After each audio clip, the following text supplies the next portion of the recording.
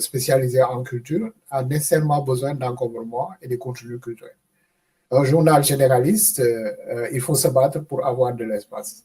Parce que la hiérarchisation, en fait, des faits qu'on va mettre en exergue et la hiérarchisation des faits dépend un peu de l'intérêt qu'on donne à ces papiers et de l'intérêt de la chose culturelle. Il y a également d'autres supports qui sont les supports maintenant les plus vulgarisés pour le cas spécifique du Sénégal que je connais bien.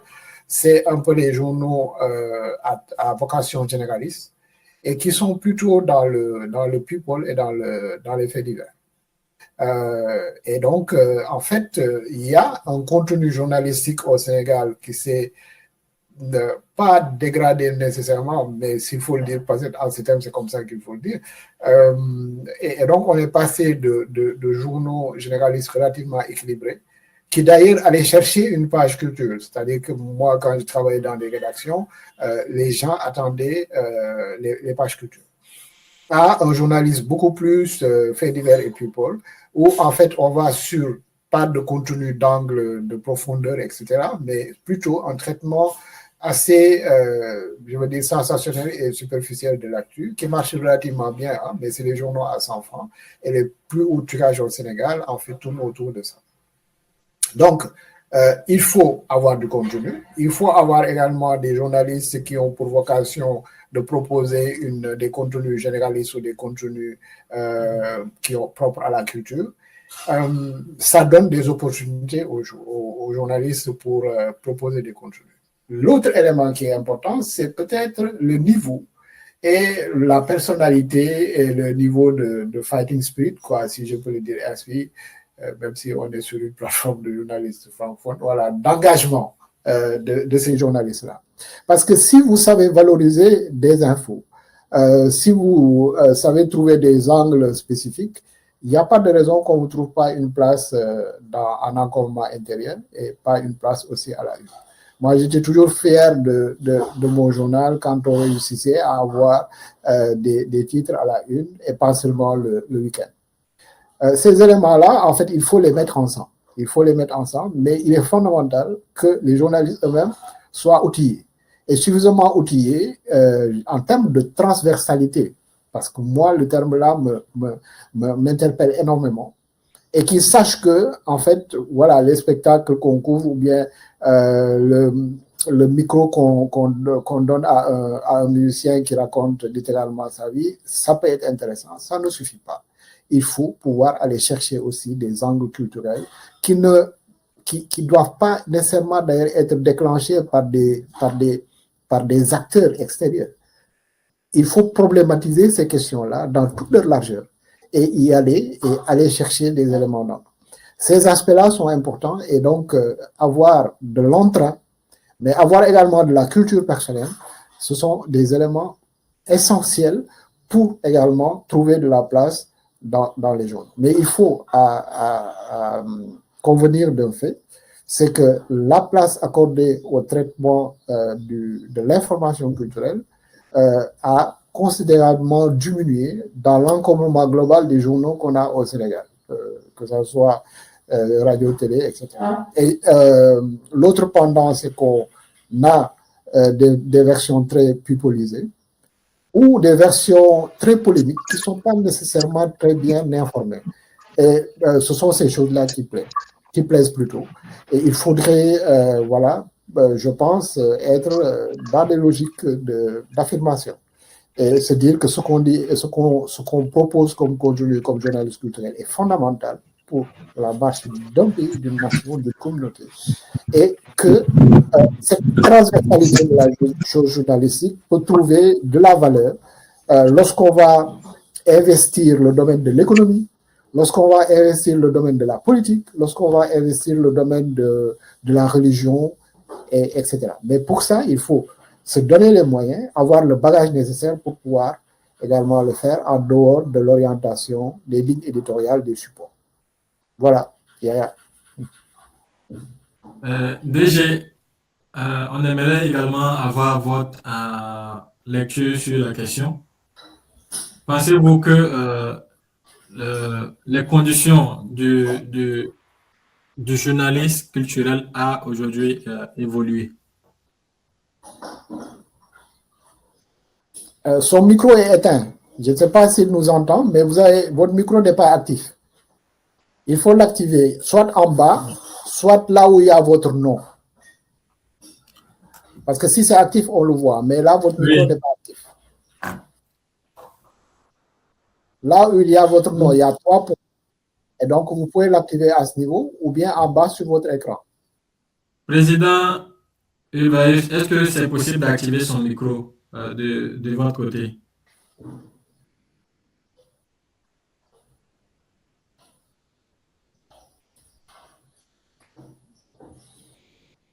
Ou si son micro n'est pas actif, qu'il redémarre peut-être le bit. Parce qu'il y a la possibilité pour l'autre d'activer ou de désactiver le micro d'un participant. Donc, il y a la possibilité pour l'autre d'activer ou de désactiver le micro d'un participant. Donc, je ne sais pas si le président Ulvaeus est avec nous, d'activer son micro. D'activer le micro du DG. Oui, on essaie de régler le problème avec le délégué général. Dès que ce sera bon, il pourra nous rejoindre. D'accord. Je vais peut-être réagir un peu par rapport à la dernière intervention de Massamba. Ok, allez-y. D'accord. Je remercie Massamba pour son intervention qui parle surtout et insiste sur la transversalité du traitement que nous faisons dans nos médias. C'est extrêmement important. Sinon, nos productions vont être peut-être ennuyeuses pour nos lecteurs. Et donc, ça n'intéressera pas aussi les patrons de médias. Ils n'accorderont pas de la place, du moins la place idoine à nos productions dans les différents médias et publications. Donc, je veux dire, je le dis en évitant, en fait, effectivement, chacun d'entre nous devrait pouvoir non seulement traiter le sujet en soi, en tant que tel, mais pouvoir aborder différents aspects du sujet que nous avons en face de nous, ou même les implications que même le créateur n'aurait pas abordées. Il a aussi parlé de la disponibilité des œuvres, en fait, des créations. Effectivement, s'il n'y a pas beaucoup de sujets, il n'y a pas beaucoup de créations, ou si les informations ne circulent pas sur ces créations, nous ne pouvons pas avoir assez d'éléments à diffuser. Je me souviens quand nous avions créé notre association des journalistes culturels critiques de cinéma du Togo, on a voulu faire un magazine culturel spécialisé en cinéma notamment, et tous les partenaires qu'on a abordés nous ont dit il n'y a pas de cinéma au Togo, qu'est-ce que vous allez dire dans votre magazine, etc., etc. Et donc, c'était une bonne raison pour ne pas nous appuyer du tout. Donc, on n'a reçu aucun appui, ni technique, ni financier. Et donc, on a décidé nous-mêmes de leur montrer qu'en fait, il y a quand même du contenu. C'est eux qui ne voyaient pas qu'il y avait du contenu concernant le cinéma et l'audiovisuel au Togo. Et donc, on a commencé à produire mensuellement un bulletin, un feuillet, c'est-à-dire 2 pages A4. Et on a diffusé pendant au moins 2 à 3 ans, chaque mois. Et on parlait particulièrement des productions, des activités au Togo et aussi un peu dans la sous-région. Voilà à peu près comment on a pu démontrer qu'il y avait quand même du contenu. Mais parce que ces personnes ne voyaient pas le Togo cité dans différents festivals, les grands festivals, etc., ils pensaient qu'on n'avait pas de production ici. Et actuellement, je peux vous dire que nous avons peut-être trop de production. On n'en a pas assez, hein, je blague. On a assez de production et donc on a beaucoup plus de boulot aujourd'hui. C'est vrai que malheureusement, je n'arrive pas à produire beaucoup sur les productions aujourd'hui, cinématographiques ou audiovisuelles au Togo, mais on a de la matière aujourd'hui. Davantage. Donc, chaque jour qui passe, on a de la production et du contenu, pas seulement au cinéma, mais dans différents types d'art et différents sujets culturels. Et la matière, il y en a toujours concernant, du moins, la culture en général, nos traditions culturelles, le patrimoine du pays, Donc, on a assez de sujets et donc les journalistes ont une vaste panoplie de sujets à traiter pour peu qu'on se documente, qu'on fasse des recherches et qu'on aille vers l'information nous-mêmes et non pas attendre que ça vienne vers nous. Voilà ce que je pourrais dire et encourager nos collègues à chercher des sujets intéressants, mais aussi à les creuser assez pour que ça intéresse le public que nous avons devant nous. Ok. Je pense que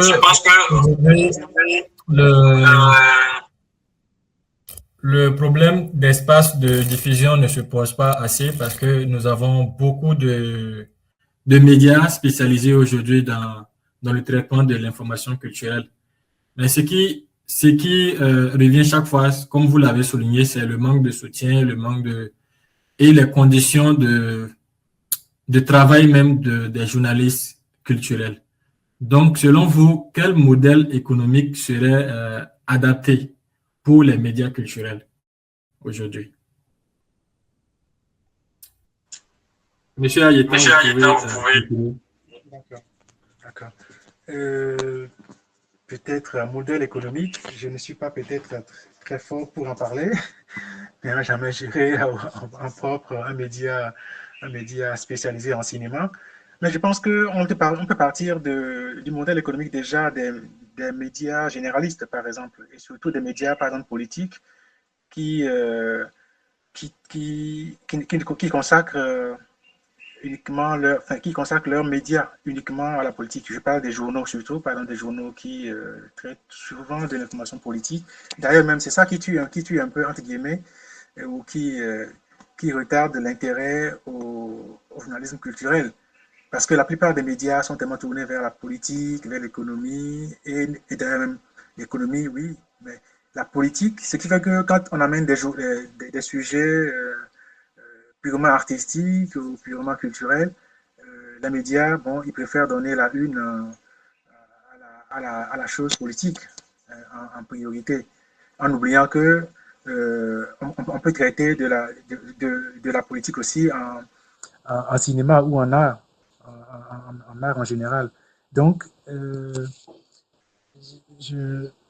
personnellement, je pense qu'on peut compter sur non seulement la vente ou la diffusion payante de nos contenus, mais aussi un appui qui peut venir des insertions presse, par exemple, des communiqués, des annonces, des événements qui peuvent appuyer, des événements culturels qui peuvent aussi appuyer certains médias, par exemple, à la couverture de leurs événements, tout en gardant l'autonomie et l'indépendance pour pouvoir être assez critique, pas critique de façon négative, mais rester analyste par rapport à ce que nous traitons. C'est pas parce qu'un festival m'aura financé ou appuyé ma participation, ma couverture de son événement que je dois aller au laxisme, quoi. Donc, voilà, les événements peuvent nous appuyer, peuvent appuyer les médias spécialisés en différents types d'art. Par exemple, le cinéma, le FESPACO, par exemple, peut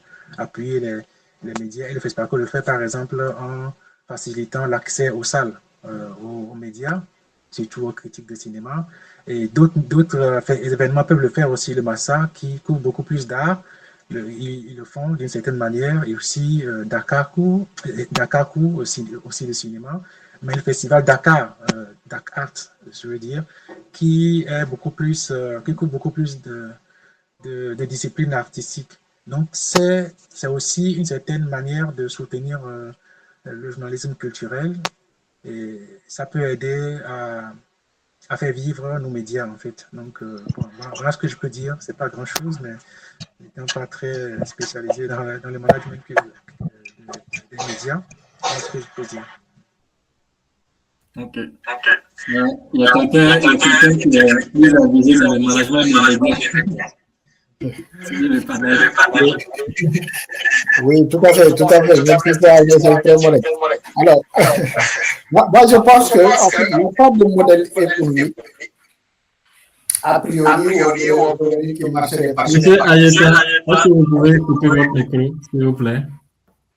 Voilà. C'est bon. Donc, il n'y a pas a priori un modèle économique qui marcherait partout. Parce qu'en réalité, un modèle économique, c'est quoi? C'est une stratégie en fonction d'une situation de marché. Une situation de marché qui est une situation de marché concurrentielle.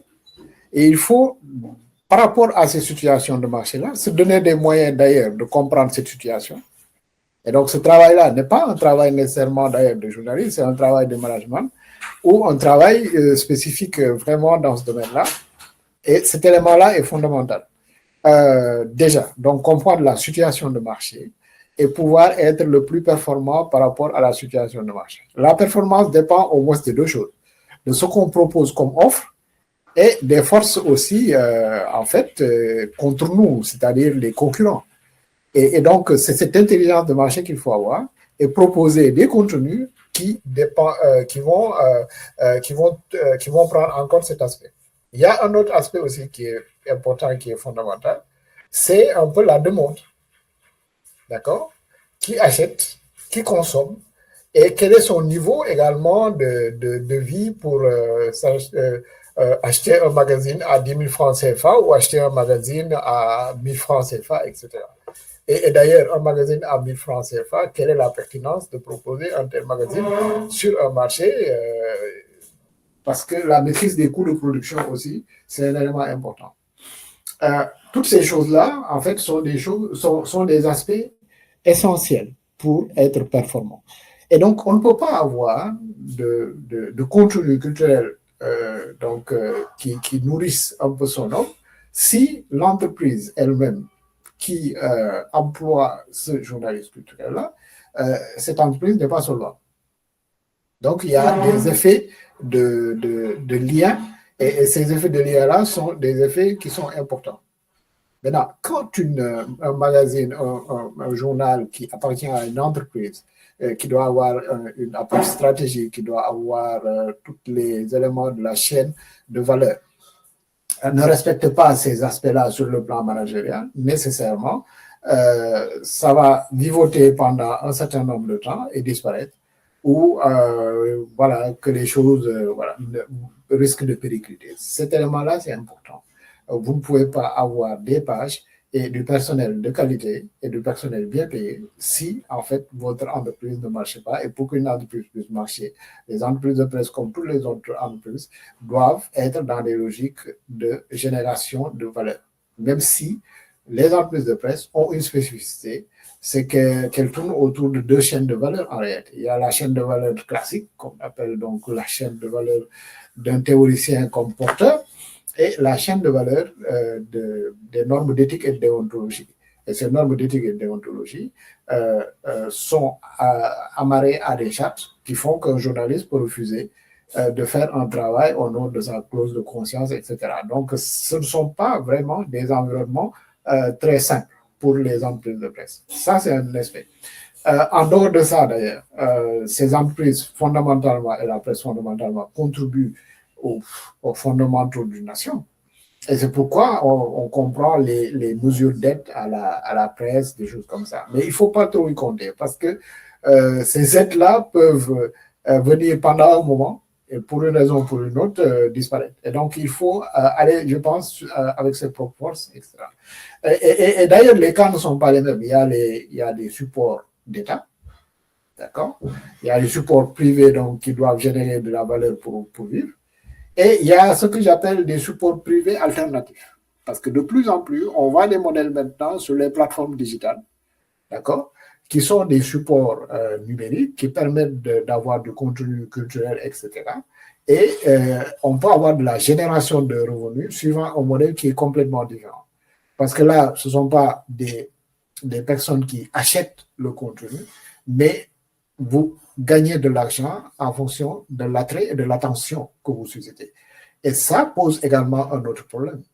Parce que les questions, parfois sérieuses, les questions fondamentales qu'on pose en culture peuvent être des questions qui peuvent être des questions très vendeuses, mais d'autres, par moment, ça ne l'est pas nécessairement. Et il faut trouver le juste milieu peut-être avec tout ce qui est spectacle, un peu people, et des éléments de fond, et avoir un équilibre par rapport à ça. Donc, bon, je pense que il ne faut jamais oublier que gérer des entreprises de presse, c'est faire du management. Et faire du management, c'est s'armer des outils de management pour être performant. Et en dehors de ces éléments cadres que tout le monde peut avoir, il faut faire preuve de créativité, il faut faire preuve d'originalité et il faut connaître, mais de la manière la plus proche possible, son auditoire, son public, afin d'être le plus en mesure de lui proposer quelque chose qui dépend, qui soit en adéquation avec ce que ce public-là veut. Voilà, donc c'est plusieurs facteurs. C'est vraiment multifactoriel. Il faut pouvoir avoir une intelligence situationnelle qui permette de comprendre et de s'adapter par rapport à ces aspects-là, et après d'être performant, et de se dire également, bon, l'entreprise, elle évolue, et qu'on peut perdre de l'argent pendant 2 ans, et à partir de la 3e année, gagner un peu d'argent et progressivement gagner de l'argent. Parce qu'il faut, si on débute, avoir une certaine notoriété, être reconnu, être respecté pour que les gens puissent vous faire confiance. Autre élément important, c'est qu'on a l'habitude de dire que le secteur culturel est un secteur assez pauvre. Non, le secteur culturel est l'un des secteurs les plus bancables qu'on a. D'accord? Maintenant, il faut peut-être faire preuve d'originalité pour aller chercher de la publicité, etc., là où, en fait, il y a des niches. Je veux dire, un artiste, un musicien qui organise un événement, il a besoin de communiquer. Il a besoin nécessairement de communiquer. Il peut utiliser des canaux classiques. Vous pouvez proposer également sur vos supports différentes formes d'encombrement de communication qui peuvent être aussi des aspects intéressants. Voilà à peu près mes petites réflexions sur la question. DG, c'est là, est-ce que vous êtes avec nous? DG, est-ce que vous êtes avec nous?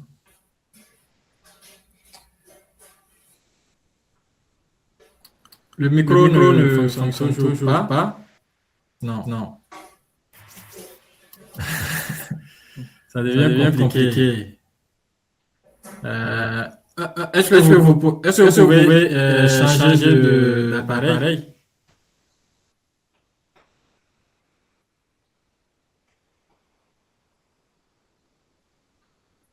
On n'entend même pas ce que... je ne sais pas. On a essayé avec le délégué général, l'ordinateur, le téléphone, mais je pense qu'il y a un souci avec le micro. Vraiment désolé. Non. Il y a des choses à nous dire ce matin. On va essayer une autre méthode. S'il est bien disponible, en tout cas. Je vais essayer de l'appeler.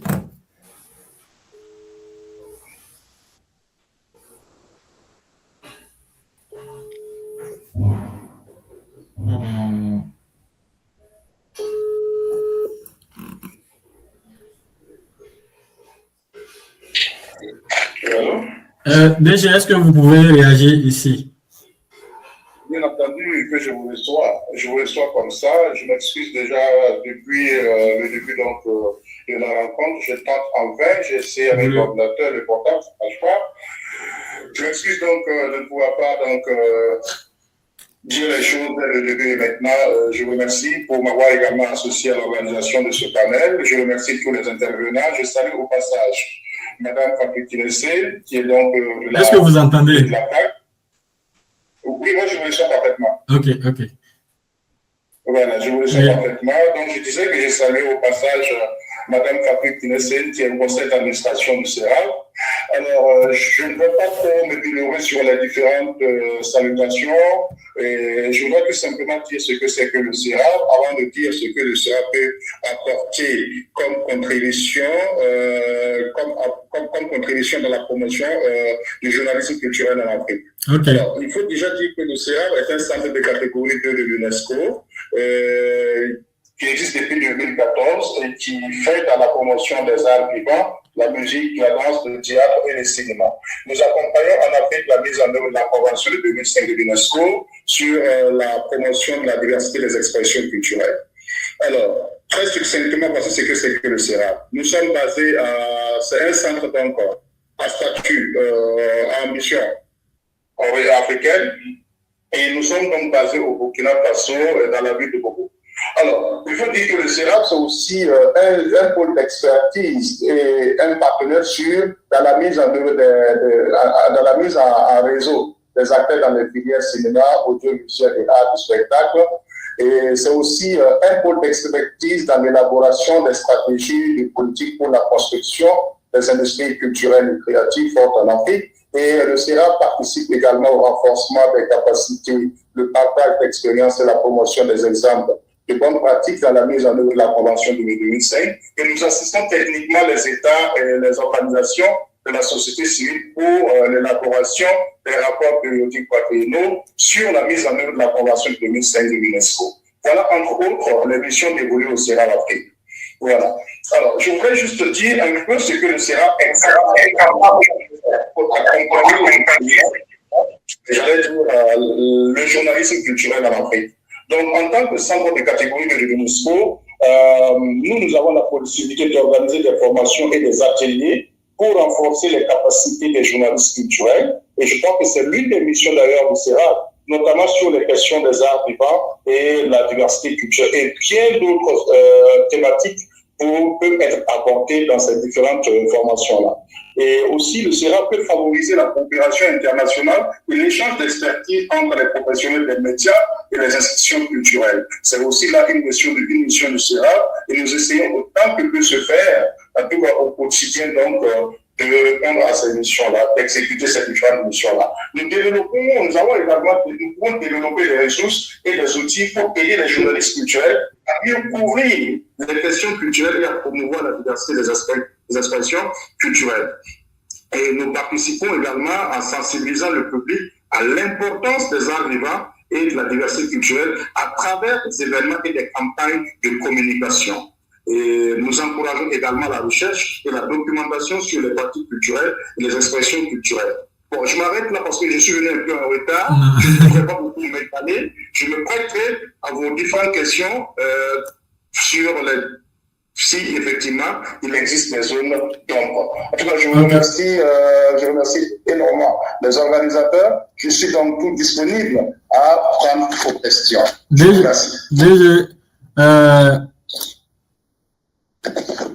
Vous avez parlé tout à l'heure de ce que peut faire le CERAV pour le journalisme culturel. Aujourd'hui, la question de mobilité du journaliste revient fréquemment dans les échanges, dans les séances de discussion. Est-ce que le CERAV a des mesures dans ce sens ou, de façon générale, comment répondre à ce défi-là de mobilité des journalistes? D'accord, je vous remercie, M. Traoré.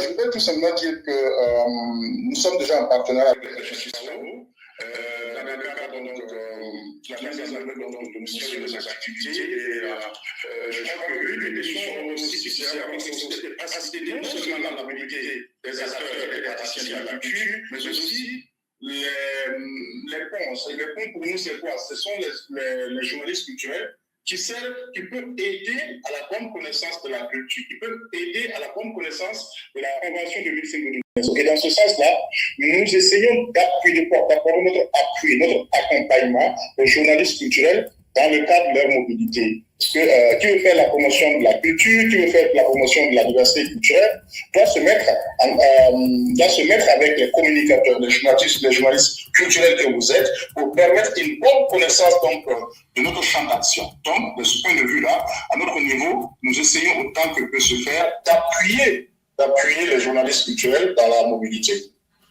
Ok, une autre question par rapport à votre réponse. Vous avez dit aussi que les journalistes culturels viennent en appui pour la bonne connaissance des conventions. Est-ce que la pratique du journalisme culturel peut aujourd'hui influencer les décisions, les politiques publiques culturelles en matière de culture, les politiques publiques en matière de culture? Ben oui, bien sûr que oui. La réponse est tout de suite oui, parce que nous pensons que grâce aux journalistes culturels, vous êtes des éveilleurs de conscience, vous êtes donc des porteurs d'informations. Et de ce point de vue-là, vous pouvez, d'une manière ou d'une autre, toucher, n'est-ce pas, toucher, sensibiliser les décideurs politiques dans le sens donc de la prise en compte de la culture dans l'élaboration des politiques nationales. D'accord. Merci, DG. Notre prochaine question s'adresse à M. Ayetan. Aujourd'hui, avec la transformation numérique, les réseaux sociaux et tout, ces plateformes-là représentent-ils une opportunité ou des risques dans la pratique du journalisme culturel aujourd'hui? Oui, merci beaucoup pour la question. Je peux dire que je vais donner une réponse à deux volets, un double volet, c'est-à-dire c'est d'abord une opportunité, mais ça peut être aussi un risque. Je parle d'abord de l'opportunité. Les réseaux sociaux, les plateformes numériques sont une grande opportunité pour la culture, en fait, et pour le travail donc, du journaliste culturel. Et parce que ça permet une plus grande visibilité. Il est plus facile aux gens de découvrir les créations d'œuvres d'art, de découvrir des productions sur ces œuvres d'art par les journalistes culturels, etc., etc. Et c'est un avantage parce que les artistes eux-mêmes utilisent ces outils pour communiquer. Et il y a aussi des internautes, des passionnés de réseaux sociaux, des community managers qui utilisent ces plateformes pour diffuser du contenu sur les médias. C'est une bonne chose que les arts, les productions artistiques, les cultures sur les peuples, les œuvres patrimoniales, etc., soient diffusées sur tous ces réseaux-là. Et c'est aussi une opportunité pour le journaliste culturel lui-même, parce que le journaliste culturel qui produit pour sa télé ou sa radio ou pour la presse écrite peut aussi avoir plus de visibilité en utilisant ces plateformes, quoiqu'il faut respecter quand même la déontologie du média et aussi les lois qui lient le droit qui lie le journaliste à son média, parce qu'on ne peut pas tout diffuser non plus en contredisant ou en allant à l'encontre des lois qui régissent ces médias. On ne peut pas tout diffuser sans accord ou sans que le média l'autorise, etc. Donc, c'est une opportunité non seulement pour les artistes eux-mêmes, parce qu'ils utilisent cette plateforme, mais c'est aussi une opportunité pour les internautes, les community managers, tous ceux qui utilisent ces réseaux sociaux, et aussi une opportunité pour les industries culturelles. Mais ça peut devenir, ça peut être aussi classé comme un défi, je l'appelle comme ça, parce que à un moment donné, les artistes, les producteurs ou d'autres utilisateurs de ces réseaux peuvent penser que le fait que j'en parle sur ma page Facebook ou sur mon compte Twitter ou YouTube suffit pour que mon œuvre soit vue et consommée ici et là, quoi. Donc, je peux avoir les ressources que j'attendais par rapport à la création que j'ai faite. Oui, c'est possible, mais pas suffisant, parce que le travail du journaliste doit être distingué un peu du travail de community manager ou du travail du blogueur simple, qui n'est pas journaliste, par exemple, et des autres types de métiers.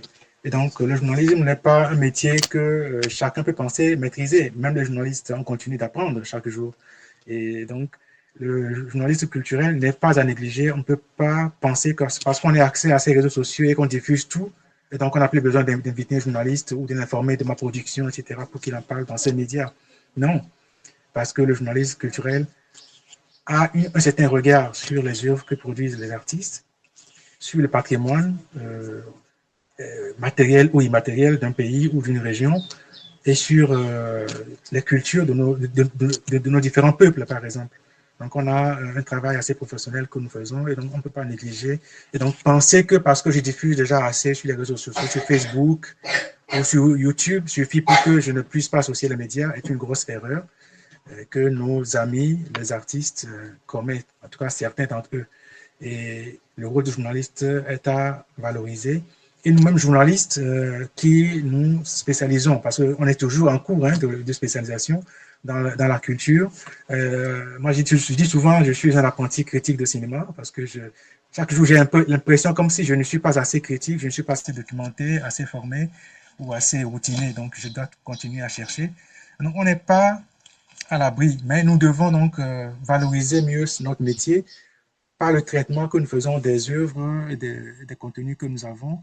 Et ça peut rendre cela plus attrayant. Et donc, ces producteurs, ces créateurs auront forcément besoin de nous, forcément pour leur visibilité. Parce que la chose n'est pas seulement de voir qu'il y a quelque chose qui est créé, mais comment cette œuvre créée est diffusée, comment est-ce qu'on le reçoit, est-ce qu'on le consomme ou pas, etc., etc. Et ça, c'est le rôle que le journaliste critique d'art peut faire, ou simplement le critique d'art, qui n'est pas forcément journaliste, peut aussi faire en communiquant avec un public donné. On a deux questions. Une question que vous avez adressée, je vais peut-être y répondre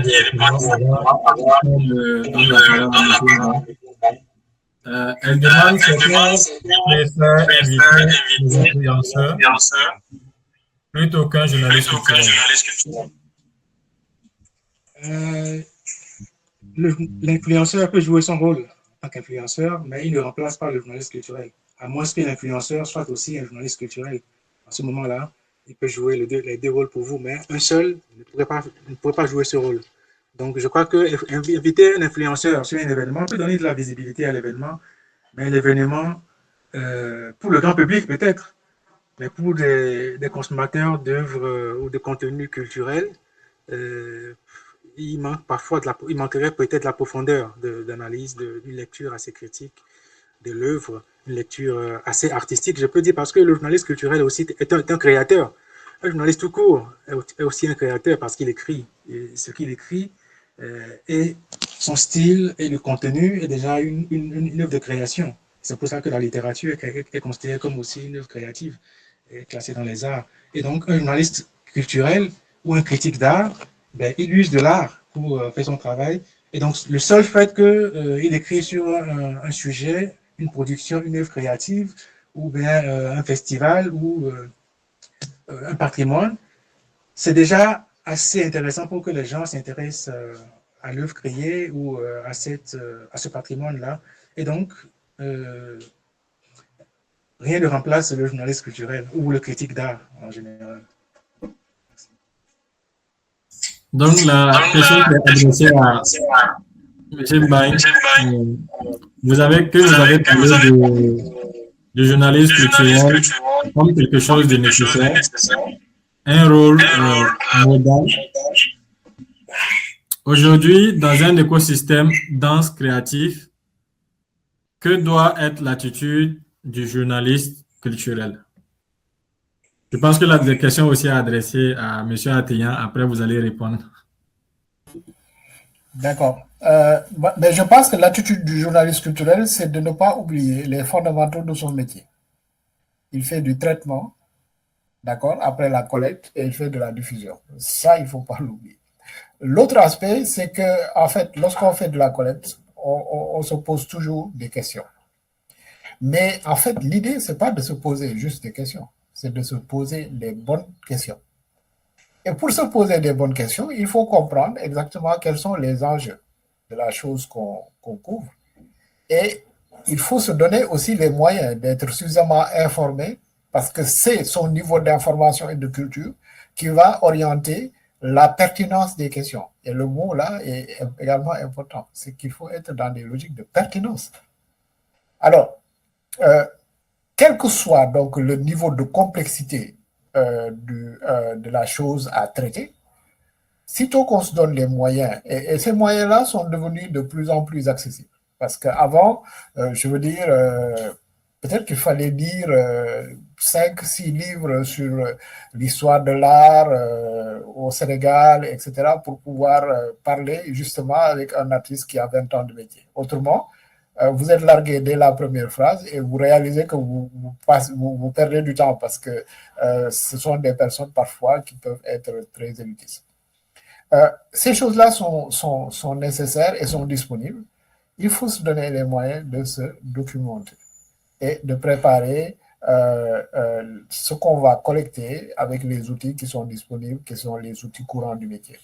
Je pense que ces aspects-là sont importants. L'autre aspect, c'est la formation. Quand je dis culture, etc., ça peut être peut-être mais la formation, elle est importante. Un journaliste qui, chaque 3 ans, n'actualise pas, et maintenant d'ailleurs peut-être que c'est plus rapide, n'actualise pas ses connaissances chaque 3 ans, et un journaliste qui, au bout d'un certain nombre d'années, est complètement largué. Il faut se mettre à jour. Et cette mise à jour-là, elle devient de plus en plus disponible maintenant avec les outils qu'on a avec les contenus qu'on a sur les plateformes digitales. Il faut aller les chercher. Pas juste des contenus d'influenceurs, mais pouvoir prendre des éléments de contenu qui sont pertinents, les croiser avec d'autres, et donc c'est aussi de l'ordre de notre métier, et pouvoir être le plus à jour par rapport au niveau de connaissance. C'est cette exigence-là, d'accord? Et cette obligation qu'il faut cultiver fondamentalement dans la rigueur, dans la constance. Autrement, voilà, il y a nécessairement des aspects qui nous échappent. Et ces aspects qui nous échappent vont se refléter sur le traitement, comment dirais-je, sur le traitement qu'on a de l'information. Il me semble. Il y a une question, hein, je pense, qui s'est affichée au moment où je parlais. On va un peu distraire d'ailleurs. Mais il me semble que fondamentalement, c'est ça. Il faut s'armer de culture, s'armer de formation et continuer et constamment être dans des logiques de formation et d'information, parce que si vous n'êtes pas bien informé, nécessairement, vous ne pouvez pas informer correctement.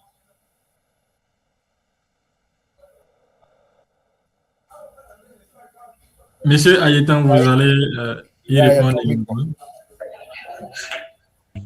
Oui, vous avez dit? On va passer la parole à DG Pouya. Vous êtes avec? Oui, je suis là, je suis avec vous. Ok, ce panel a été initié par un réseau. Aujourd'hui, quel peut être le rôle des organisations professionnelles, notamment les réseaux, les associations professionnelles, dans la structuration du journalisme culturel en Afrique de l'Ouest? Ok, merci donc pour la parole. Je vais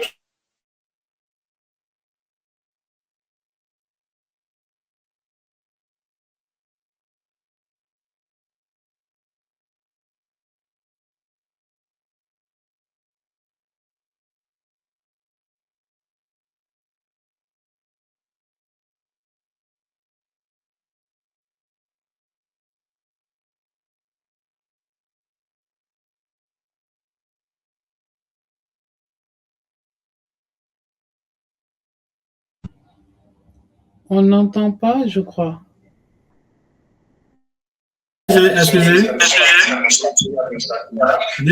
d'un espace pour tenir les rencontres en vue donc de l'organisation de tous ceux qui interviennent dans le domaine donc, de la communication culturelle. DG, notre micro était fermé ici et les participants n'ont pas bien compris la question et la réponse. Donc, si vous pouvez répondre, s'il vous plaît. Voilà, par rapport donc à cette préoccupation, je pense qu'il est important d'abord que les journalistes culturels puissent d'abord se constituer administrativement, qu'ils puissent disposer des documents qui puissent leur permettre de travailler légalement dans l'espace où l'écosystème ils sont. C'est très important, c'est très capital, parce que rien ne peut se faire si on n'a pas l'autorisation nécessaire pour exercer ou pour mener ces activités. Et ensuite, il est aussi bon pour une bonne organisation de disposer d'un cadre de travail, c'est-à-dire des locaux, un espace dans lequel peuvent se tenir des rencontres. Ce n'est qu'à ce prix-là qu'il peut maintenant, n'est-ce pas, se pencher pour une bonne structuration, n'est-ce pas, des acteurs du domaine de la communication. Ok. Il y a une question d'un participant. Il dit qu'il n'est pas satisfait, monsieur Mbaye, il dit qu'il n'est pas satisfait de la réponse par rapport au modèle économique, mais il pose encore une autre question, notamment le défi du journalisme culturel face à l'intelligence artificielle. Donc, je ne sais pas si vous allez répondre, revenir un peu peut-être sur le modèle économique et répondre à sa question sur l'intelligence artificielle. Monsieur Maï, vous êtes là? Ouais. Là, vous m'entendez? Oui, on vous entend. Oui. En fait, j'ai envoyé un message sur le chat pour peut-être une reformulation parce que je ne comprends pas en fait quelle était la préoccupation. Sitôt que j'ai ces éléments-là, peut-être que je ne pourrais pas. Parce que pour le modèle économique, j'ai dit qu'il n'y a pas un modèle économique qui marcherait dans tous les pays. Hein. Le modèle économique dépend de la situation de marché. Et il ne faut pas se voiler la face. Les entreprises de presse sont des entreprises qui sont destinées à générer de la valeur. Même si, en fait, ces entreprises ont une spécificité. J'ai donné l'exemple, vous ne pouvez pas trouver dans un autre corps de métier, d'activité, où votre employé peut dire « je ne fais pas ce que vous me demandez de faire », d'accord, pour des règles d'éthique et de déontologie. Donc, il faut pouvoir s'ajuster. L'autre aspect, c'est que, en fait, la presse, la liberté de la presse, l'expression plurielle font partie des fondamentaux démocratiques des nations, etc. Et donc, il y a aussi cet aspect-là qu'il faut prendre en compte dans les logiques de presse, etc. Et ce qui explique pour partie aussi les subventions qu'on donne, etc. L'intelligence situationnelle, c'est un élément qui est fondamental. L'autre aspect, c'est qu'être journaliste ne veut pas nécessairement dire être manager. Il faut aller apprendre le métier du management pour pouvoir travailler dans des logiques normales et générer de la valeur. Parce qu'à minima, si vous n'avez pas de quoi vivre, mais vous ne pouvez pas employer des gens décemment, vous ne pouvez pas développer votre activité, vous ne pouvez pas, au bout de 2 ans d'activité, dire « j'en suis à ce moment précis » et que dans 2 ans, je veux me retrouver dans un autre moment, etc. Ces aspects-là sont des aspects aussi qui sont importants. Il ne faut pas qu'on les oublie. Une presse, une entreprise n'est pas destinée à vivoter, elle est destinée à générer de la valeur ou à être soutenue, mais quand vous êtes soutenu, vous regardez dans le sens où ceux qui vous soutiennent regardent. Et donc, si on va avoir une presse indépendante, il faut se donner les moyens d'avoir cette autonomie. Alors, il y a le deuxième, quel est le lien, bien quel est le défi du journalisme culturel face à l'intelligence artificielle? Bon, c'est une question assez générique que je vais poser aussi aux autres intervenants. Je veux dire, ce n'est pas seulement d'ailleurs le métier du journaliste culturel. D'accord? Vous pouvez donner un prompt à une IA et il vous fait un reportage sur un événement précis. Hein. Après, si vous êtes assez adroit, vous pouvez corriger et après diffuser un texte qui est génial, entre guillemets, parce que du fond de votre conscience, vous réalisez que vous avez triché. Mais l'autre aspect aussi, c'est que les IA donnent des choses qui sont relativement génériques. Moi, de plus en plus, je remarque très facilement les propos curatoriaux qui ont été écrits par des IA. Parce que ça sonne très bien, mais c'est toujours en fait très générique en réalité. Et donc, il y a une bonne consonance des mots, donc c'est bon pour le français, mais en fait, ça ne va jamais interroger la pratique d'un artiste, mais fondamentalement. Alors que le propos curatorial, c'est d'interroger fondamentalement la pratique d'un artiste.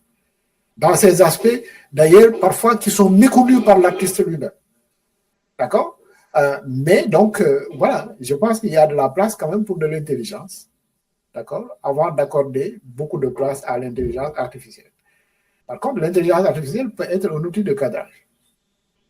D'accord? Vous travaillez dans un domaine précis.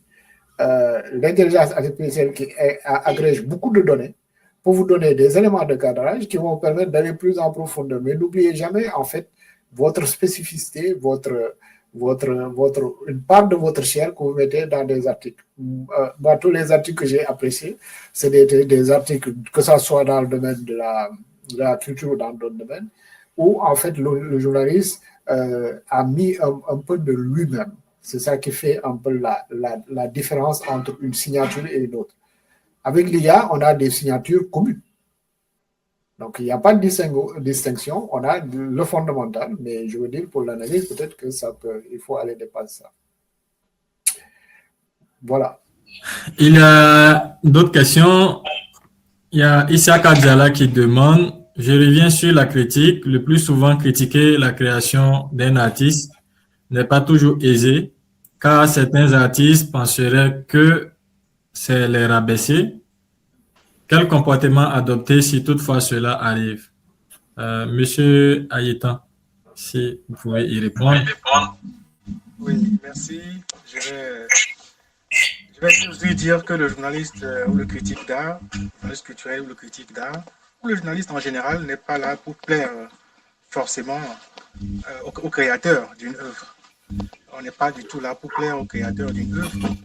Et nous devons faire notre travail en toute conscience, en utilisant les outils techniques de lecture des œuvres qui sont créées. Si c'est un tableau, si c'est une fresque murale par exemple, si c'est une vidéo ou bien une œuvre cinématographique. Par exemple, en cinéma, on parle de la grammaire du cinéma, la grammaire du film. Il y a des techniques que nous devons utiliser pour pouvoir analyser notre œuvre que nous avons devant nous. Mais si nous faisons ce travail, c'est vrai que ce travail n'est pas forcément à 100% objectif, parce que l'être humain a toujours une part de subjectivité dans ce qu'il fait, et ce que nous écrivons dépend de ce que nous sommes nous-mêmes, de ce que nous avons vécu, de nos expériences personnelles, etc. Mais on fait le maximum d'efforts pour pouvoir respecter les techniques d'écriture, les techniques du journalisme, de l'analyse filmique, de l'analyse artistique, etc. Quand on fait tous ces efforts et qu'on produit un article sur une œuvre d'un artiste, que ce soit cinéma, que ce soit théâtre, que ce soit le conte, par exemple, et si le journaliste, si le producteur ou l'artiste n'est pas content, ben tant pis. Voilà, on n'a pas à aller le supplier, quoi. On est désolé. On ne peut que faire ça, mais on ne doit pas le faire aussi de façon méchante, c'est-à-dire que je suis là, j'aime pas ça, donc bon, ok, je mets le pied dessus et puis je jette ça par la fenêtre. Non, on doit respecter toute œuvre créée, quoi. Les œuvres de création, les œuvres artistiques créées doivent être respectées pour ce qu'elles sont. Mais en parlant nous-mêmes, si nous avons un certain rapport à la chose, une manière de le dire, etc., et que malgré ça, l'artiste n'est pas content, eh bien, on n'est pas là pour être son ami, on continue notre chemin. Voilà ce que je peux dire pour le moment. Mais on ne doit pas être là pour détruire les œuvres aussi. On est là, dans la critique, n'est pas là pour détruire, quoi. La critique, elle est là pour orienter. La critique a beaucoup d'influence sur, comment on dit ça, les courants artistiques. C'est comme on parle des courants littéraires, le siècle des Lumières, le siècle de la Renaissance, etc.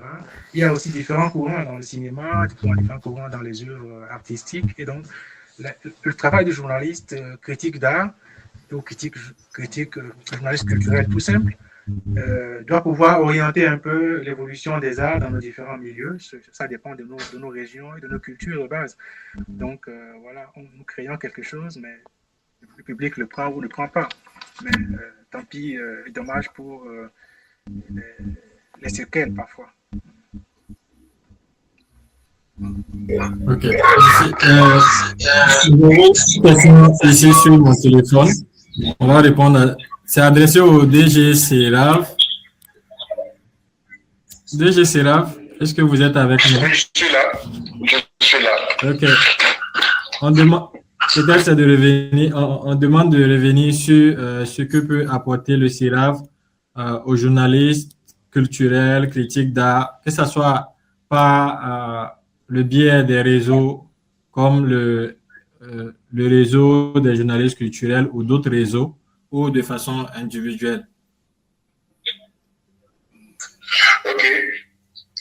Je disais tantôt lors de ma prise de parole que le CERAV appuie les journalistes culturels dans la mobilité. En plus donc, de cet appui, nous participons à la formation des journalistes culturels par l'organisation des ateliers ou des séminaires. Nous favorisons également la coopération internationale et l'échange entre les journalistes culturels. Donc, c'est autant d'actions que nous menons en faveur à l'attention des journalistes culturels. D'accord. On a également une question de Imelda Bationo. Elle avait posé une question ici d'abord. Elle voulait que M. Ayetan revienne sur la définition du terme journaliste culturel. Est-ce que parce qu'une personne s'intéresse à la création de contenu culturel, que la personne peut se dire journaliste culturel? Parce que si c'est le cas, les animateurs, même certains promoteurs d'activités culturelles rentrent également dans ce moule. Et elle a pris même comme exemple de M. Bain qui souvent ne se présente pas comme journaliste culturel. Est-ce que vous pouvez répondre à cette question avant sa deuxième question qui est dans le chat? Ok, merci. Merci Imelda pour cette question. Je me donne l'opportunité de revenir. En fait, le journaliste culturel, il est d'abord journaliste, comme M. Massamba l'avait défini. Il est journaliste, il a fait son travail de façon assez professionnelle. C'est un travail assez contraignant, ça paraît simple, ça attire beaucoup de gens vers ce métier. Et vous verrez que quand vous lisez les différents articles dans les médias, par exemple la presse écrite ou la presse en ligne, ce n'est pas tous les articles ou les styles de tous les articles qui vous intéressent. Donc le journaliste, il doit être assez professionnel.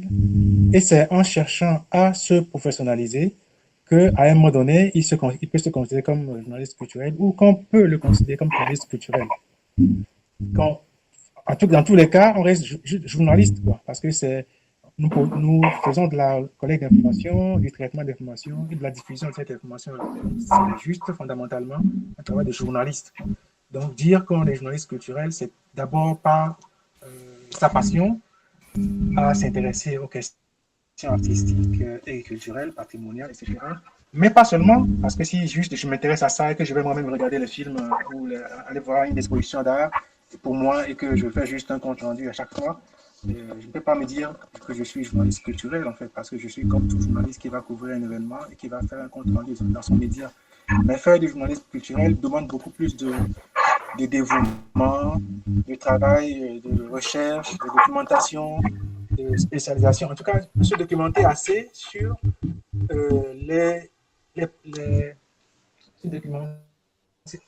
documenter assez sur les contenus que nous avons traités. Par exemple, moi, je m'intéresse beaucoup plus au cinéma dans mes écrits. Et donc, je dois chercher à connaître davantage qu'est-ce que le cinéma, comment on produit un film, qui produit le film, comment c'est diffusé et pourquoi, etc.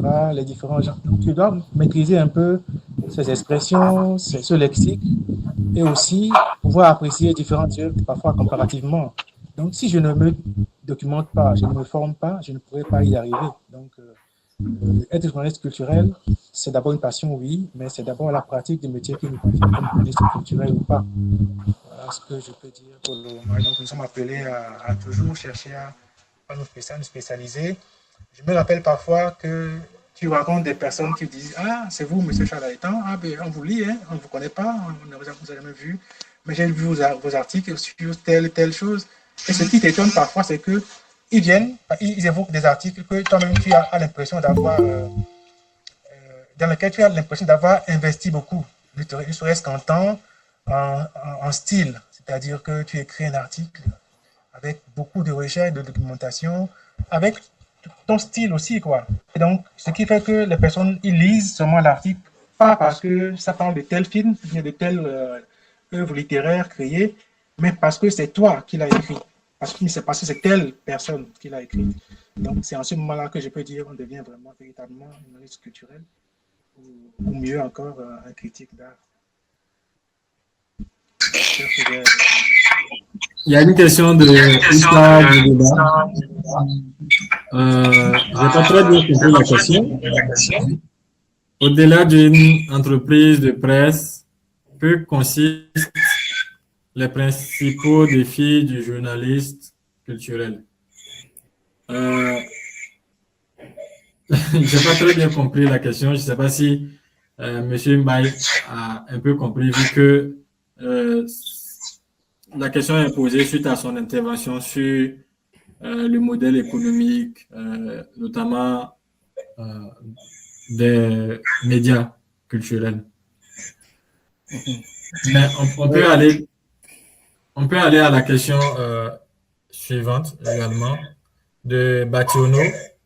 J'aimerais avoir votre avis sur les pratiques culturelles, les pratiques actuelles des journalistes culturels de façon générale. Vous avez certes parlé des questions de formation, de spécialisation, mais comment analysez-vous leur travail? Monsieur Maï, est-ce que vous pouvez y répondre? Oui. Par rapport à la première question, peut-être que ce qu'il m'a semblé comprendre, c'est qu'au-delà même d'avoir une entreprise de presse qui soit solvable, quels sont les autres défis qui attendent?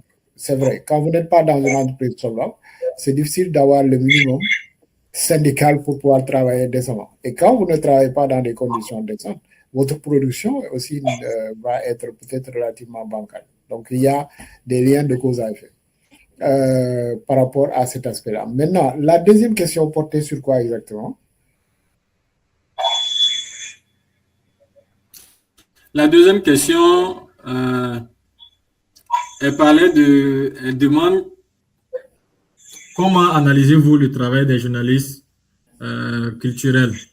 Globalement. Bon, je sais que être journaliste culturel, être journaliste déjà, c'est pas simple, parce que c'est un état. Vous travaillez tout le temps et vous travaillez d'ailleurs plus que les autres sans que les gens s'en rendent compte.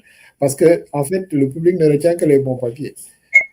Et le jour où vous faites un impair, en fait, tout ce que vous avez construit peut tomber assez facilement. Donc, quel que soit d'ailleurs le support que vous utilisez. Maintenant, globalement, je pense qu'on est réunis là pour parler de journalisme culturel. Donc, ça veut dire qu'il y a des journalistes culturels dans les pays de la sous-région. Et que ces journalistes, d'ailleurs, ont atteint un seuil de conscience tel qu'ils ont fait une fêtière pour échanger, etc. Et donc, tous ces aspects-là sont des aspects remarquables et qu'il ne faut pas négliger. L'autre aspect maintenant qui est important, c'est que si on parle de journalisme culturel, c'est qu'il y a des journalistes qui, encore une fois, ont pour activité essentielle de traiter la chose culturelle. Et donc, ne serait-ce que pour ces raisons-là, je pense qu'il y a des dynamiques, il y a de l'engagement et il y a de l'intérêt pour la chose culturelle. D'accord? Et ces aspects-là sont à saluer. Ces aspects sont à encourager. Et je pense que d'ailleurs, ce que le directeur a dit, c'est également un motif d'encouragement parce que lorsqu'on soutient un peu ces initiatives-là, ça pousse à aller davantage, etc. Il est important et essentiel qu'il n'oublie pas que le journalisme culturel est un aspect du journalisme qui est essentiel, qui est un peu différent des autres formes de journalisme parce que ça nécessite un surplus de travail, de culture, etc. Mais c'est quelque chose d'essentiel. Et parce que c'est essentiel, moi je trouve que c'est quand même encourageant d'avoir des journalistes culturels qui produisent régulièrement et qui produisent à un niveau aussi d'organisation, etc., qui est assez structuré, assez remarquable. Okay. DG, est-ce que vous êtes avec nous? Oui, je suis là avec vous. Il y a une question qu'on va vous adresser. Comment le journaliste culturel peut-il se repositionner pour rester indispensable, surtout avec l'avènement des influenceurs? Je pense que cette question est beaucoup plus appropriée avec deux panélistes. Parce que c'est eux qui sont les professionnels du journalisme. Mais bon, je vais essayer autant que peu d'apporter un peu ma vision sur la chose. Effectivement, il y a une question tout de suite à l'occasion de ce panel. Je pense que c'est Mme Tatou Kinesene qui a demandé, qui a posé la question de savoir que par rapport à certains événements, les influenceurs sont beaucoup plus sollicités que les journalistes culturels eux-mêmes. Voilà, je pense que c'était une de ses préoccupations. C'est vrai, je pense que le journaliste culturel doit pouvoir s'imposer dans ce concept. Donc, parce qu'en réalité, Et les journalistes culturels sont aujourd'hui concurrencés par les influenceurs, aussi bien par ceux qui font donc du marketing.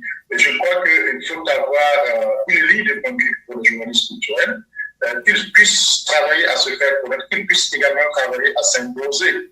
Travailler à s'imposer consiste, pour moi, de faire en sorte que vous soyez pris en compte dans les différents événements, que vous ayez une bonne approche des organisateurs, des festivaliers, des promoteurs culturels. Et c'est dans ce sens, c'est dans ce prix-là que vous serez en tout cas pris en compte, que vous serez en tout cas invité pour la couverture des événements culturels. C'est donc mon point de vue. Je pense que les deux co-animateurs que sont M. Massamba Mbaye et M. Charles pourraient effectivement ajouter quelque chose à ce que je dis, parce que ce sont des experts en matière de communication culturelle. Ok. Monsieur Mbaye, est-ce que vous avez quelque chose à ajouter pour cette question? Oui. Comment le journaliste peut se repositionner pour rester indispensable, surtout avec l'avènement des influenceurs? Bon, je pense que peut-être qu'il ne faut pas voir les influenceurs en opposition par rapport à ce que font les journalistes. Parce qu'encore une fois, des journalistes peuvent être des influenceurs. Ouais. Donc, il y a un modèle, oui, il y a un modèle d'attention sur les plateformes digitales qu'il faut emprunter un peu à la spécificité de ces plateformes-là pour peut-être être beaucoup plus vendeur. Si vous voyez bien dans le journalisme classique, ce ne sont pas toutes les informations qu'on met à la une. Et la formulation de la une, elle est beaucoup plus accrocheuse que, en fait, la formulation du traitement d'intérieur. Donc, on est dans des logiques commerciales, entre guillemets. Et parfois, d'ailleurs, on promet peut-être parfois plus de choses qu'on a à disposition. Donc, je pense qu'il ne faut pas voir la chose de manière dichotomique. Il faut se dire que si vous êtes sur les plateformes digitales, vous êtes dans des logiques d'attention soutenue avec des personnes qui ont une attention d'ailleurs très frivole. Donc, si vous ne les accrochez pas les 5 premières secondes, c'est de l'attention que vous perdez. Et donc, il faut s'ajuster en conséquence tout en abordant l'affaire sous l'angle du contenu de qualité. Ça, c'est un premier aspect. L'autre aspect, c'est que, en fait, si on parle d'influenceurs avec des influenceurs qui racontent un peu n'importe quoi et qui ont des millions et des millions de vues, je veux dire, ces gens-là sont dans des registres de clientèle et de public qui sont des registres différents des registres du journalisme culturel. Parce que le journaliste culturel s'intéresse quand même à un public qui a envie et qui a un besoin pour connaître de la chose culturelle et qui prend la peine de s'intéresser à ces choses-là, à lire, à apprécier. Comme Charles l'a dit, il y a les textes où il y a de la qualité derrière, les gens le sentent. Il ne faut jamais oublier que les gens vous lisent. Et ça, je le dis à tous les collègues qui sont sur la plateforme-là, il ne faut jamais oublier que quelle que soit la virgule que vous avez écrite, d'accord, les gens vous lisent. Et donc, en fonction de la qualité de votre texte, vous avez toujours nécessairement un auditoire. Donc, voilà, si maintenant vous êtes sur les plateformes digitales, il faut s'adapter par rapport à ces plateformes tout en gardant son ADN. C'est donc de proposer une information crédible, crédibilisée, recoupée et qui n'oublie pas que, en fait, pour bien informer, il faut être informé. Ok. Nous sommes déjà un peu pris par le temps. Il y a une dernière question. Nous allons y répondre et faire un tour d'étape pour clore les échanges. Donc, la question, c'est concernant la mobilité des journalistes culturels sur des événements d'envergure, notamment le FESPACO, la Biennale de Dakar, les Massa, etc. Comment répondre à ce défi-là encore, sachant que le journaliste culturel n'a pas forcément chaque fois les moyens pour se déplacer sur ces grands événements-là. Et même parfois, même si souvent le billet est pris en compte, mais le journaliste culturel doit faire face encore aux défis de logement, de restauration, de déplacement interne et tout ça. Madame Fatou Kinesen. Ouais. Excusez-moi, je m'excuse aux panélistes, c'est journaliste, chef de structure à l'Alliance de presse sénégalaise et membre du conseil d'administration de Serap Afrique et de Afrique Ciné, entre autres.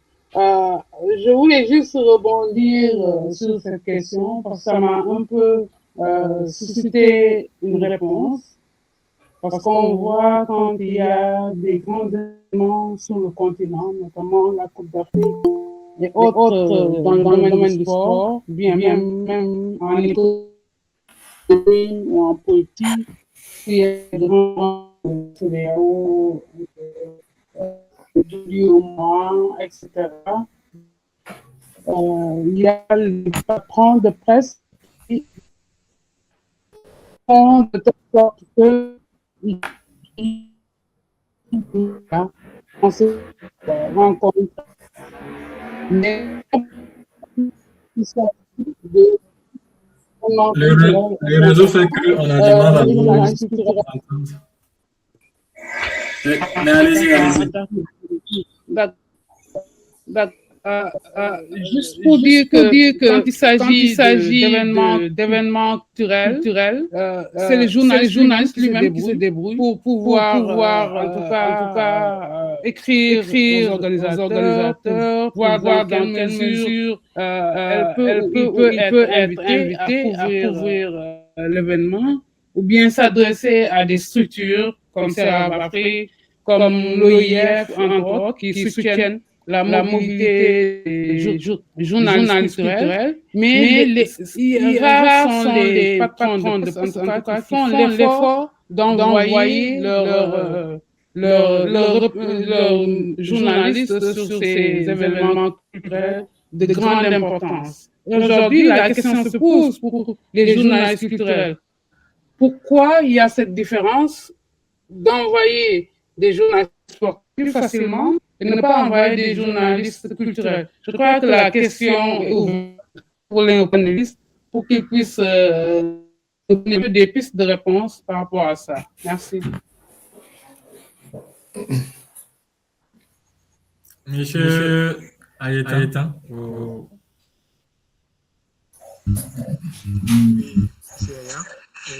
Merci pour les interventions. C'est tellement riche et en même temps intéressant en fait, de cet échange. Et je peux dire par exemple, en commençant par la question de la mobilité des journalistes, en fait c'est le média, comme disait M. Massamba, si on a un média qui fonctionne sur un bon modèle économique, ce média serait sûrement disponible et avoir les moyens de pouvoir envoyer un journaliste pour couvrir tel événement culturel ou tel événement ou tel événements politiques ou sportifs, etc. Et donc, on sera d'ailleurs plus indépendant et les contenus seront beaucoup plus assumés. Voilà. Ce média qui vraiment a un modèle économique assez intéressant peut pouvoir faire ça. Mais comme ce n'est pas le cas souvent que, comme dit Fatou, nous sommes obligés même de demander, chercher par les organisations, peuvent appuyer, ou les organisateurs des événements eux-mêmes, etc. Et ça, parfois ça marche. Et ce qui peut marcher aussi, moi, peut-être c'est dans mon cas, parce que j'ai été une fois soutenu par Serap, dans le cadre de mes activités avec la fac. J'avais bénéficié au moins d'une prise en charge voyage, mais je crois que ça peut même être le seul que j'ai eu comme investissement réel concernant mon travail lié à mon travail de critique de cinéma en tant que journaliste culturel. Mais les autres opportunités que j'ai eues, membre de jury ici ou là, à Cannes, en Allemagne, en fait, ce n'est pas parce que je vais là pour couvrir l'événement. Je vais là parce qu'ils m'ont invité pour être membre de jury, ou ils m'ont invité pour faire partie d'un groupe de travail, etc., d'un atelier. Et donc, si les gens ne te découvrent pas, ils ne te lisent pas, ils te lisent, mais ils ne trouvent pas que tu fais un travail intéressant, ils ne vont jamais t'inviter. C'est pour ça que je reviens à M. Massamba par rapport à la rigueur professionnelle que nous devons avoir par notre métier de journaliste, mais en plus de journaliste de critique d'art ou journaliste culturel tout court, Et si nous faisons le travail, les gens nous lisent effectivement. Moi, je travaille longtemps et je travaille encore dans la presse écrite. Je ne suis pas très visible ni très écouté à la radio ni à la télévision. Mais j'ai rencontré un prêtre un jour qui m'a dit, paix à son âme aujourd'hui, il me dit, ah, c'est vous, monsieur Charles Haïtan? Eh bien, je vous lis, hein. Je cherchais à vous connaître depuis, je ne vous connais pas, etc., etc. Mais vraiment bravo. Et vous êtes si simple, avec un sac à dos, un jean, etc. Il était tellement ému de me rencontrer que je me demandais, mais donc les gens nous lisent quand même. Parce que parfois on a l'impression comme on n'a pas de retour à la rédaction, on ne sait pas que les gens lisent vos articles. Mais les gens nous lisent, comme dit M. Massamba. Et donc, si vous lisez, c'est parce qu'ils aiment quelque chose particulièrement dans votre style ou bien dans votre façon de traiter l'information ou dans les contenus que vous proposez au public. Donc, faisons notre travail de façon assez professionnelle. C'est par ce travail que moi, j'ai par exemple été invité les premières fois à être membre d'un jury de l'Église catholique qui s'occupe du cinéma, par exemple. On m'a demandé, est-ce que vous êtes disponible pour participer à tel événement? J'ai dit oui, si vous voulez, oui. Et donc, ils m'ont appuyé. Et pourquoi? Mais avant ça, il m'a demandé, ah, j'ai vu ton article sur tel site ou dans tel journal, Présence chrétienne, ou sur tel site, est-ce que je peux le reprendre? Ben, j'ai dit, bien sûr, si tu veux. Et je ne demandais pas l'argent, en fait. Donc, il en repris, et puis c'est tout, quoi.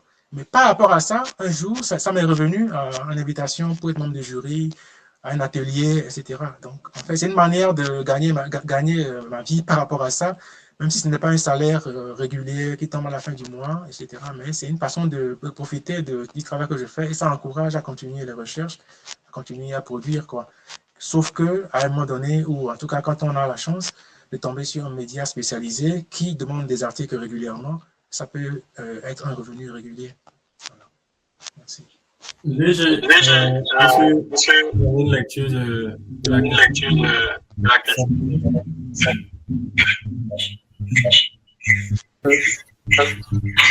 Moi, je pense que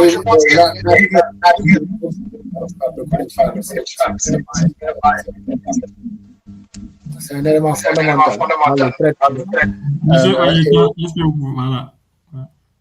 C'est bon? Et cette rigueur-là, en fait, par effet de domino, peut faire que vous soyez aussi en réseau. La mise en réseau des journalistes est un élément important pour leur mobilité. Moi, quand je voyageais, c'est peut-être parce qu'il y a des journalistes qui m'ont recommandé, ou etc. Ou des personnes d'ailleurs qui sont dans des institutions, etc. Je pense que cet élément-là aussi est un élément important pour la mobilité. L'autre aspect, en dehors de la mise en réseau, dans ce networking, mise en réseau à l'échelle personnelle, c'est la mise en réseau en termes d'organisation. L'organisation que vous avez est beaucoup plus forte que l'association de la presse culturelle locale au Sénégal. Elle est beaucoup plus forte qu'un journaliste culturel, quel que soit son talent. Et donc, cette mise en réseau-là, et après cette mise en réseau, les organisations fêtières peuvent peser sur la balance. Parce que, je veux dire, vous êtes une personne, institut personnel, vous adressez, je ne sais pas, une lettre à l'UNESCO, on vous répondra sûrement, mais peut-être avec moins d'ardeur que si vous êtes une structure sous-régionale de presse culturelle. Ces éléments-là sont des éléments aussi importants. Je pense que, bon, je ne sais pas quel est le niveau de rémunération aussi, mais les cotisations sont importantes aussi, parce que les cotisations peuvent permettre de dire, pas de subventionner des billets, hein, mais de dire à des partenaires que vous voyez, bon, nous, on peut se prendre en charge à telle hauteur, et on vous demande 30%, 60% du reste. C'est un argument aussi qui peut être très, très porteur éventuellement, bon, mais il faut partir du principe que, voilà, ça soit, que ça puisse nourrir son homme, comme je retrouve ça dans la question qui dit qu'en fait, le journalisme culturel, c'est une passion. Mais il faut se nourrir et il ne faut pas oublier de se nourrir. C'est un élément important. Mais je pense que la mise en réseau à l'échelle personnelle, la mise en réseau à l'échelle sous-régionale africaine, ça peut permettre de peser davantage sur la balance. Les journalistes culturels d'Afrique, etc., sont les journalistes très influents. Ils sont également en fait nécessaires dans le dispositif de valorisation des événements culturels. C'est des événements sportifs, et les événements sportifs sont des événements à forte valeur ajoutée.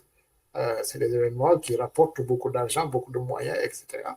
Et donc tout ça fait que voilà, ils ont peut-être beaucoup plus de facilité, mais je pense qu'à l'échelle organisationnel aussi, vous pouvez peser sur la balance, vous faire entendre et demander à avoir beaucoup plus de mobilité parce que la mobilité nourrit également le journalisme. Être à Dakar entre intramuros ne suffit pas. Être au Sénégal ne suffit pas pour croiser des expériences, rencontrer d'autres personnes.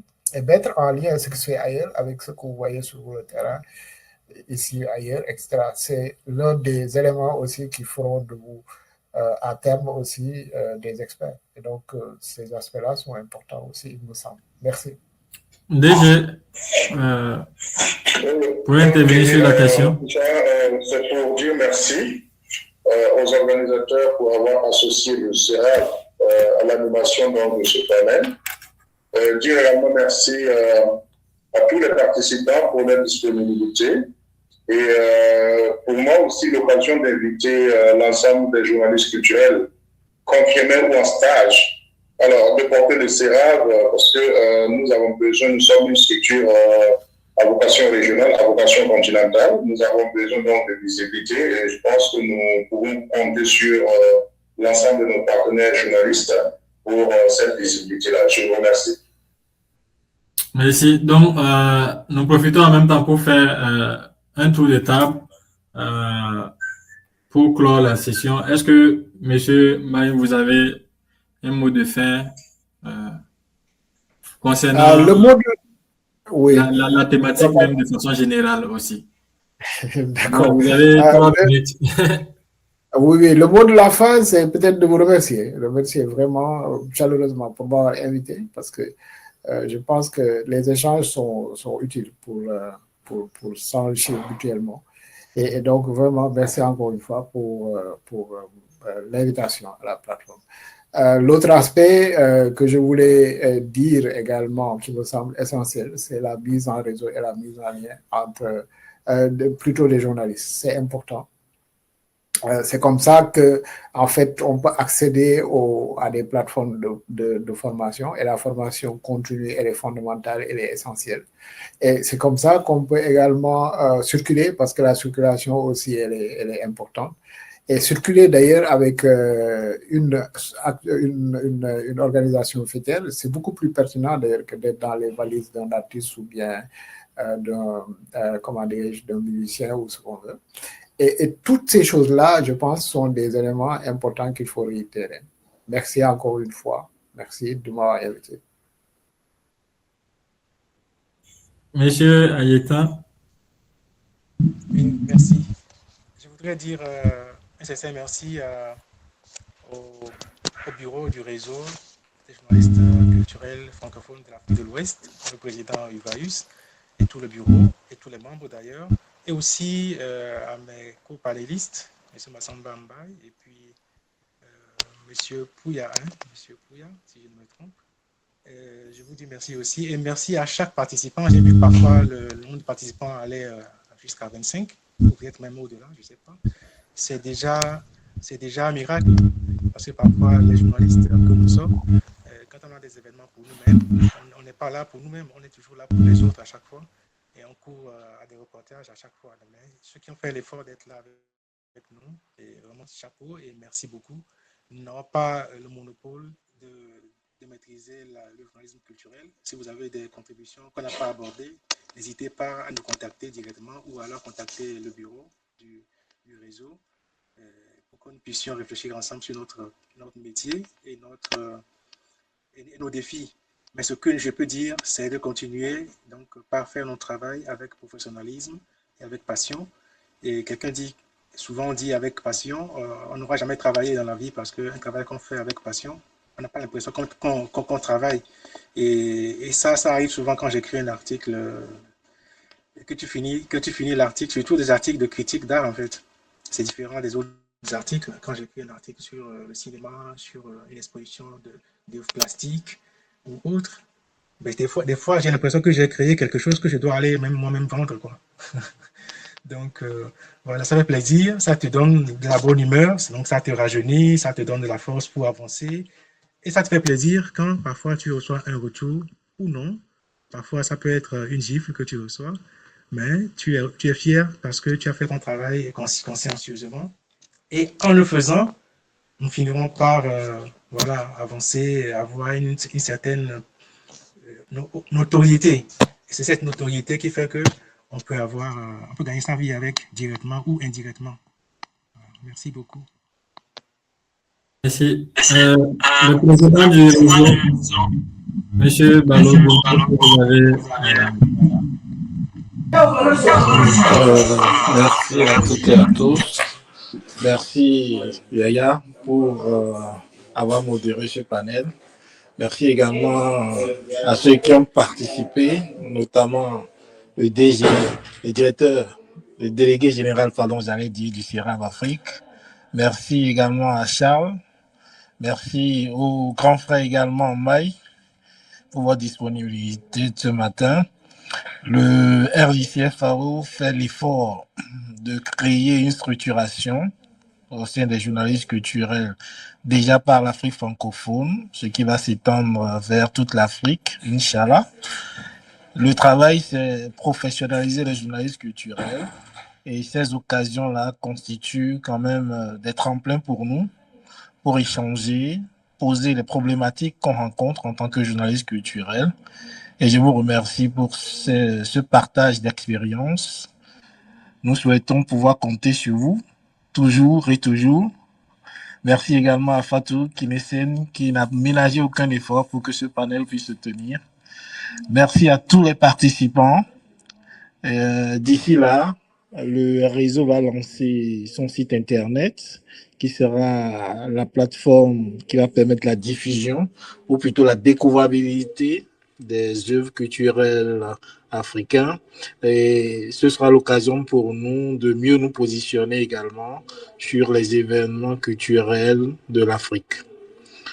Je vais m'en arrêter là. Vous remercier une fois encore pour votre disponibilité et on se dit à très bientôt. Bon Ramadan et bon Carême pour la communauté chrétienne ainsi que la communauté musulmane. Merci beaucoup, Président. Je pense que le Président a donné le mot de fin et nous vous remercions sincèrement pour votre partage, pour ces échanges et on se dit à très bientôt. Merci.